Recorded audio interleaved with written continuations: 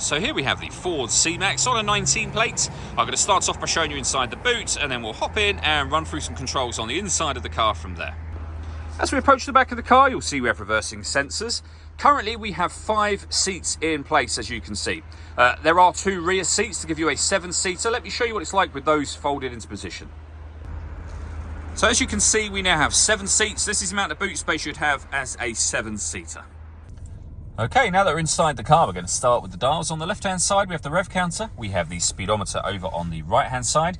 In the centre at the bottom, we have the fuel gauge and coolant temperature gauge. And then above that, the main trip computer, which includes the total miles for this car. They are 27,045. We have a digital readout for the speedometer being displayed there. You can change that information.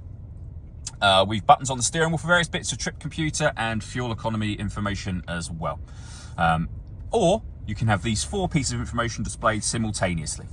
If we back out to the steering wheel, on the left-hand side are the buttons I was using a second ago.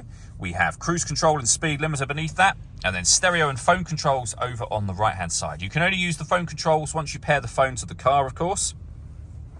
And that is done on the touchscreen in the centre just here. So go to your main menu, hit add device. Search for your vehicle on your device and select it once it is found.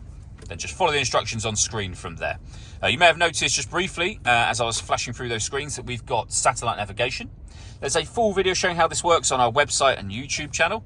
And then from here, you can access the different ways in which you can listen to your music in this car. So we have AM, FM and DAB radio, CD player, Bluetooth audio. We've also got USB inputs as well. They'll appear up here if you plug devices into those. Working our way down from that, we have the main volume for the stereo.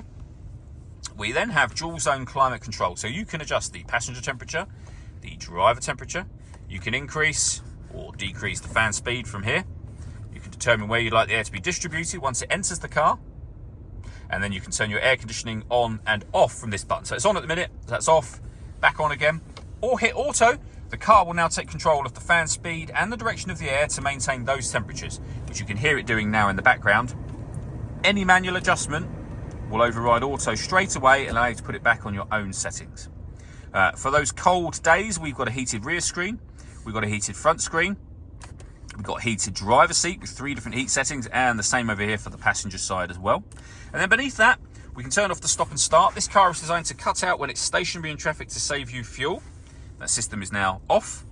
We can turn the parking sensors on and off, and this button here will turn on the autonomous parking. So this car is able to parallel park and perpendicular park itself. We've done a couple of videos showing this working, which you can find on our website and YouTube channel as well.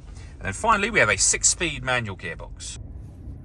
The last thing I wanted to mention is the panoramic glass roof. We have a sun blind up here. You can open up, and as you'll see, that lets in a huge amount of extra light to the car. All that leaves me to say is thank you for taking the time to watch this video. If you'd like to come and see the car in person and have a test drive, please feel free to call either of our MJA sites. We'd love to hear from you soon.